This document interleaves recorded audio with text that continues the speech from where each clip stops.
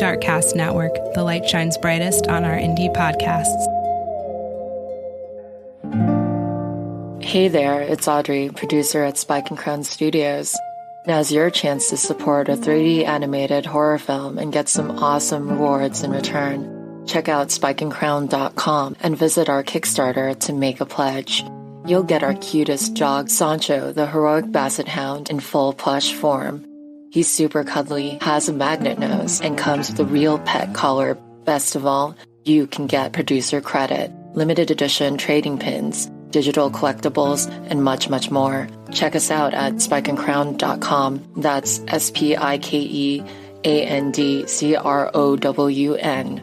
There's a link at the top so you can visit our Kickstarter page, watch the trailer, claim these amazing rewards, and become a horror film producer. Isn't that cool? Once again, it's spikeandcrown.com, and we're live on Kickstarter.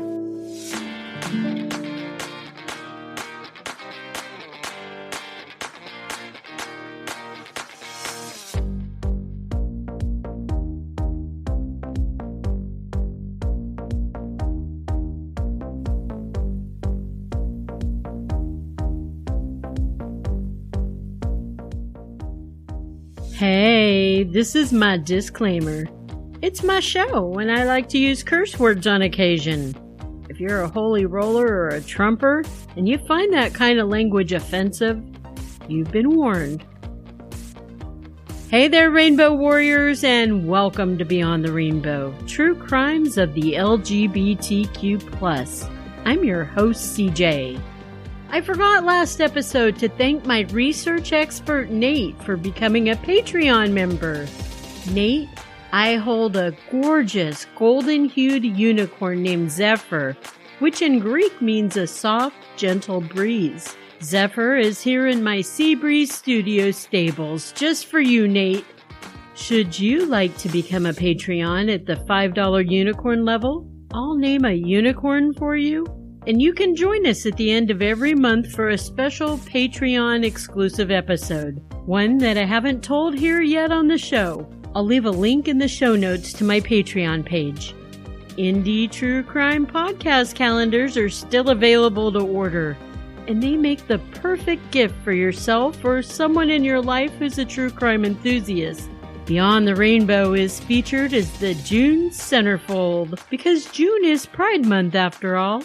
I will leave a link to the calendars as well. And be sure to type in unicorn, UNICORN, at checkout for $5 off your purchase.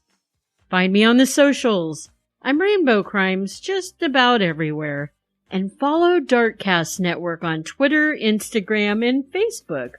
I'm not sure if you heard, but police have pretty much closed the case in Utah of Kalish Schulte and Crystal Beck. They were the lesbian newlyweds who were murdered in Moab, right about the time Gabby Petito and Brian Laundrie were all over the news last year. The police made the announcement back in May, after a homeless man that worked at the McDonald's Crystal worked at was found dead by suicide in another state. Apparently this man, Adam Pinkuswich, he had told a friend details no one but the killer and the cops would know about the double homicide. I was sitting on this for a bit because I kept hoping something more would reveal itself, but it hasn't, and the police are happy with their outcome.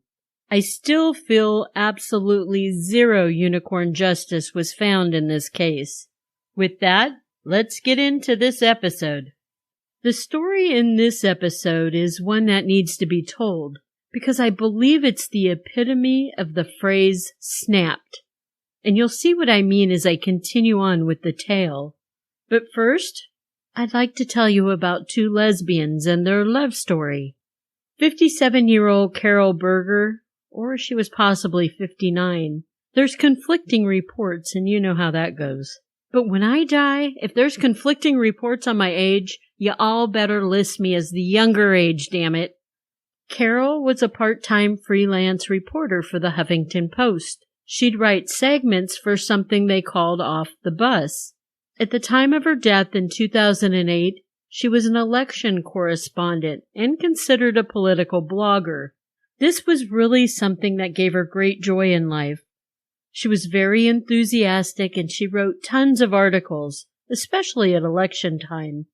Prior to that, Carol was an award-winning photojournalist and an editor.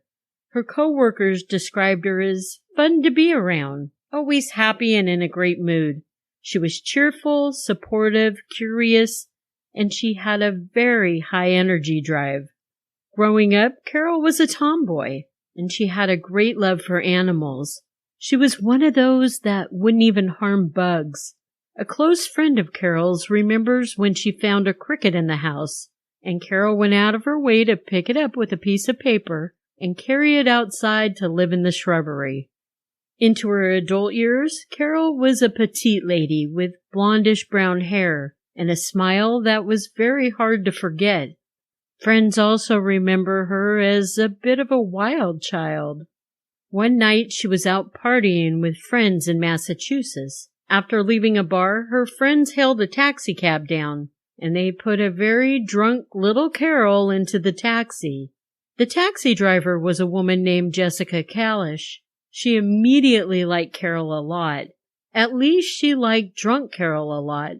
Drunk Carol was sassy, and she was intelligent.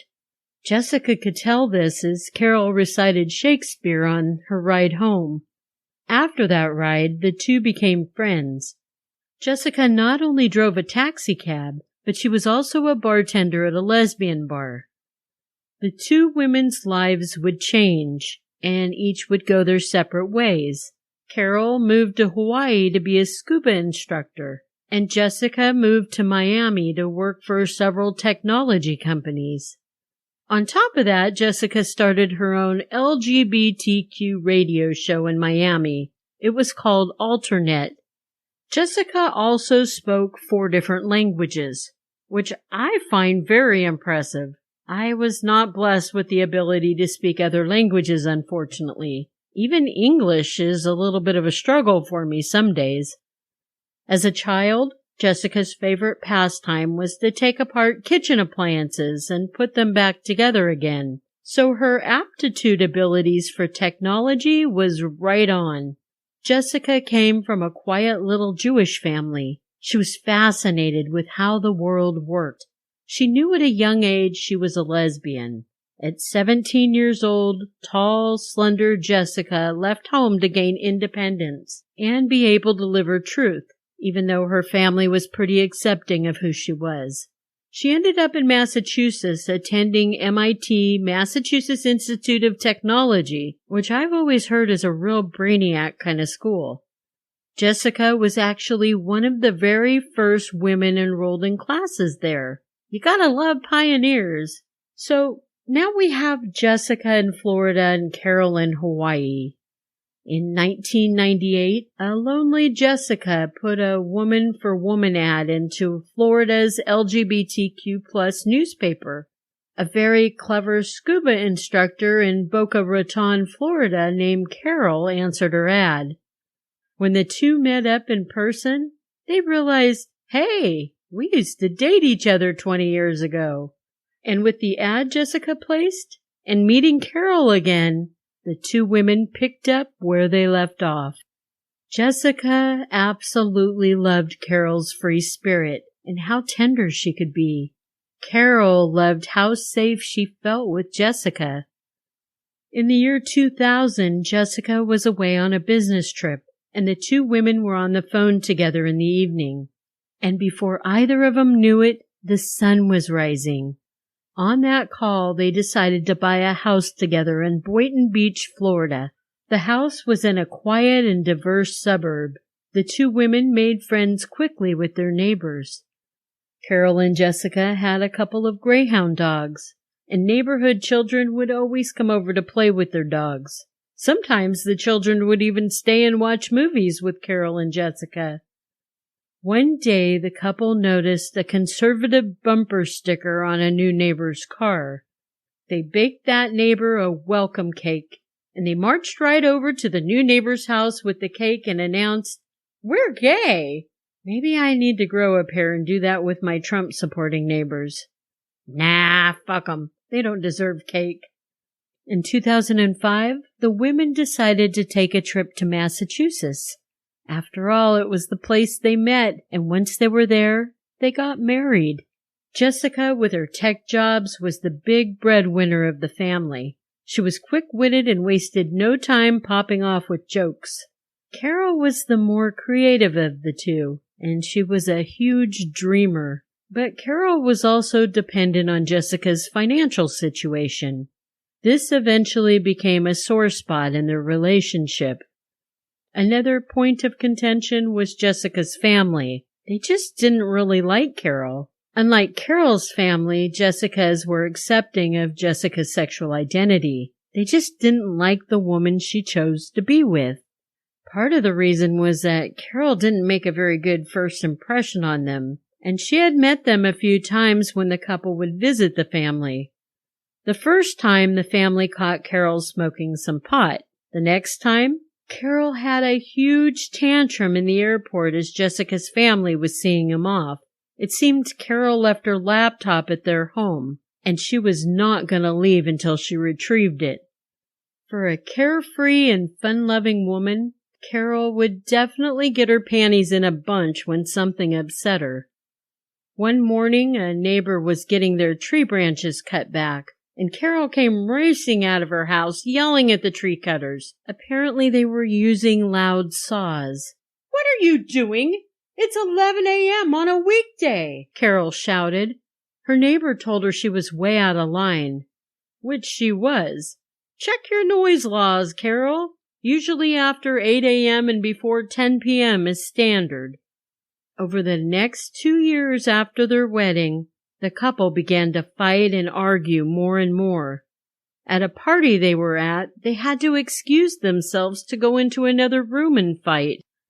In 2007, just 2 years after they had married, Jessica started to tell her friends her and Carol were separating. They were going to stay in the house together until they could sell it, and Carol was sleeping in a guest bedroom. The plan was to eventually sell the house and divide their properties equally. The problem was neither woman trusted the other enough to do the dividing fairly. The other problem was, since they were married in Massachusetts, they couldn't get a divorce in Florida. And since they didn't live in Massachusetts, they weren't allowed to get a divorce there either. During this time, Carol was working at a credit union, on top of her writing for the Huffington Post. But Carol got fired from the credit union, and then she got on unemployment to try to help with bills. This was another stressor that she was dealing with on top of her breakup with Jessica. And then Jessica came home one evening with a new car, a BMW. She was still bringing in the money, and she decided to splurge a little on herself. What's more is Jessica began seeing another woman. The other woman lived in Massachusetts, and like Carol, this woman was a writer. Carol was sinking to her lowest point, and she became clearly depressed. She had written a suicide note in 2008, but she couldn't go through with the act of taking her life. She emailed a friend that Jessica hadn't even wished her happy birthday, and it was so hard to see the woman she once loved so much now being this cold, heartless bitch. Carol needed a break. So she went and she stayed with this friend for 2 months in California. When she returned back to Boynton Beach, she continued her daily correspondence with her friend. From the emails, Carol seemed very up and down with her emotions. One minute she was sad and melancholy, and the next she was optimistic about selling the house, talking about traveling, and maybe even moving to a new country altogether. Then she would write how alone and abandoned she felt. The next, how things were looking up, and soon she hoped to be rid of the toxic human she was living with. Another crushing event happened for Carol.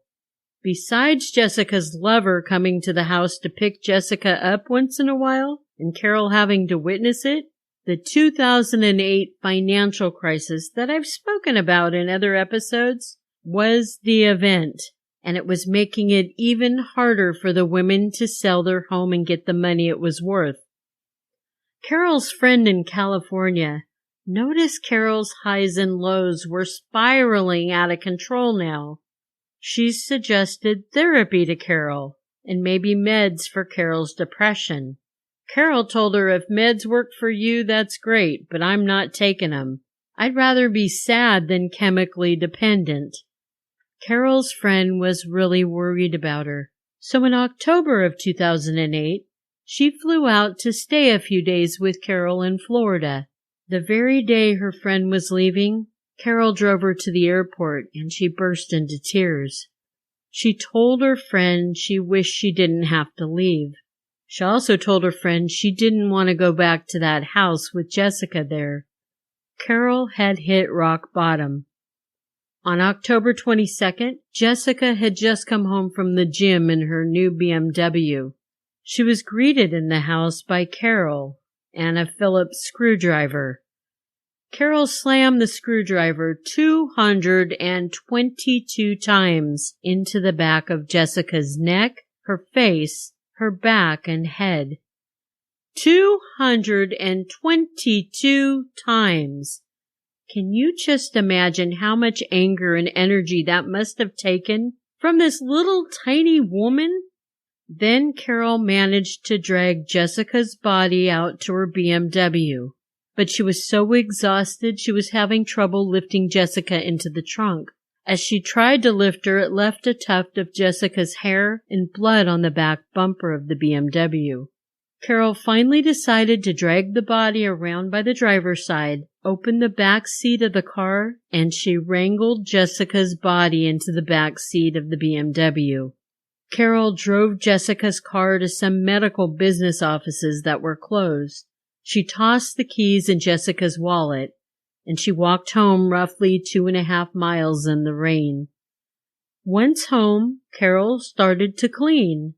She mopped up blood, wiped down walls, and any other area Jessica's blood might have gotten. Carol then disposed of her bloody clothes. She took a shower, she made a snack, and she worked on her resume before turning in for the night. Carol had a heavy weight lifted off her shoulders. The following day, someone had called Carol's home. They said they found Jessica's wallet and ID. A little panicked, Carol called 911 around 1 p.m. She said she wasn't sure if it was an emergency, but it could be. She told the officer on the other end her girlfriend didn't come home last night, and then she quickly corrected it to her roommate. She continued that Jessica had went to the gym around 8:30 p.m., but she wasn't home when Carol woke up in the morning, and that she had just got a call from a woman who found Jessica's wallet and car keys. The dispatcher on the other end of the phone asked Carol for her address, which Carol hesitantly gave. The dispatcher said they would send a patrol over to talk to Carol. The officer who showed up at the house saw no evidence of a struggle, and they put a missing persons alert out within a couple of hours. Late that night, around 11 p.m., a woman driving home was near those medical buildings. She saw a BMW parked between two garbage dumpsters. A passenger window appeared to be broken out on the car, and there was blood splatter all over another window. There was also a hair clump and more blood on the back bumper. Inside the vehicle, crumpled up on the floorboard of the back seat, was 56-year-old Jessica's body. The medical examiner said that the fatal blow was one to Jessica's spinal cord. And I have to say, Carol must have really taken Jessica off guard, because Jessica was a black belt in karate. It was also surmised the attack must have lasted about 20 minutes. After Jessica's body was discovered, a news team showed up at Carol's house requesting an interview. Carol answered the door in her bathrobe.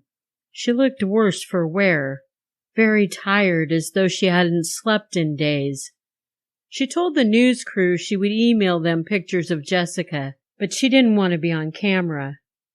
After the news crew left at 11:30 a.m. on October 25th, and before 2:30 when the police arrived at the house again to talk some more to Carol, Carol had taken out a .38 pistol.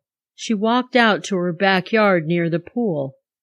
She took off her glasses and her flip-flops. She turned and faced her sliding glass door. She looked at her reflection. And then she lifted the gun to her temple, and she squeezed the trigger. No one heard the gunshot. At 2:30 p.m., it was the police who came to talk to Carol again that found her body. They discovered a fresh L-shaped wound on her knee as well. They came to the conclusion she must have tripped in the garage over an open drawer of a toolbox, and that's how she hurt her knee. In the open drawer were 3 other Phillips screwdrivers. They felt this injury was Carol's breaking point and the reason she snapped. When the full story came out, the public was floored at the brutality of the crime with 222 stab wounds inflicted upon Jessica. But not just that. They were intrigued, if not empathetic, to Carol, whose pain and anger was so immense, she felt she had no other option in the world than to take her ex's life. This was truly a lose-lose case. Rest in power, Jessica and Carol. Our true crime quickie this episode comes to us from Hell's Kitchen, and not the restaurant owned by Chef Gordon Ramsay. There is an actual area in New York called Hell's Kitchen. It's also called Clinton, New York. Hell's Kitchen is located on the west side of Manhattan. One other thing about Hell's Kitchen, it has a history of housing a number of gangs. You have your Hell's Kitchen gang, the Gorillas, the Parlor Mob, the Gophers, and there's another gang, a known but unknown gang that's killing gay men and robbing them. So far, 2 gay men have been murdered and their bank accounts have been totally cleaned out. These are very recent crimes. In May of this year, 33-year-old John Berger, a political analyst from Washington, D.C., he was visiting a gay nightclub in the Hell's Kitchen section of Manhattan. He had used his last credit card at 3 a.m. outside of QNYC. That's a gay club. At 3:15 a.m., he ordered a taxi cab and then he quickly canceled it. He was last seen on surveillance camera at the townhouse he was staying on the Upper East Side. He got out of the car that held 3 other men. 2 of the men got out of the car with John and they followed him into the townhouse. Those 2 men left the building 45 minutes later without John. Between 5:19 a.m. and 5:37 a.m., someone on the other end of John's cell phone responded to 6 text messages. At 8:24, his mom sent him a text that he didn't respond to, but she received the confirmation that the text was read, so she felt he was safe and all right, probably just busy. But at 9:18 a.m., John's sister and 2 younger brothers received notification to their phones that John stopped sharing his location with them. Still believing John was okay, his family didn't try to reach out to him again for a few days.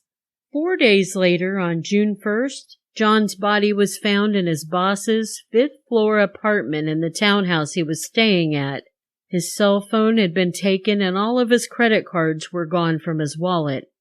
After the killers tapped out his credit cards, Venmo, and Cash Apps, over $25,000 had been wiped out of John's accounts. Just 5 weeks prior to John's attack and murder, 25-year-old Julio Ramirez, a Brooklyn social worker, he was at the Ritz Bar and Lounge, another gay nightclub. This place is only 2 blocks from the club John was last at. Julio was seen on security video leaving the Ritz with 3 unidentified men at 3:17 a.m. He was found dead in the back of a taxi an hour later. His phone and wallet were missing. Julio had been tapped out of a little over $20,000, including his Venmo and Zelle accounts. The killers had used some of his credit cards on lavish dinners at posh restaurants. Even though media is calling these 3 men gang members, I'm not so sure that's what they are.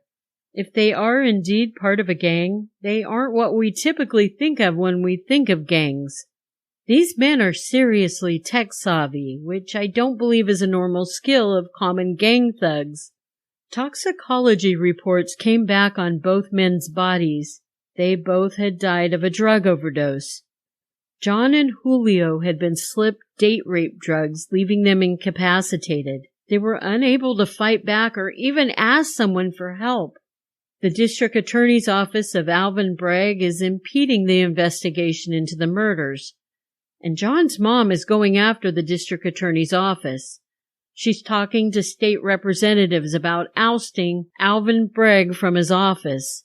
It makes me curious as to why the district attorney would want to hinder this case from being solved. If nothing is done, the murders of gay men in Hell's Kitchen will continue, and John and Julio will not receive any unicorn justice. So wake the fuck up, Alvin Bragg, and do something about these murders. Rest in power, John and Julio. Love you, Rainbow Warriors. And remember, it's not a crime to be gay, unless you're a murderer.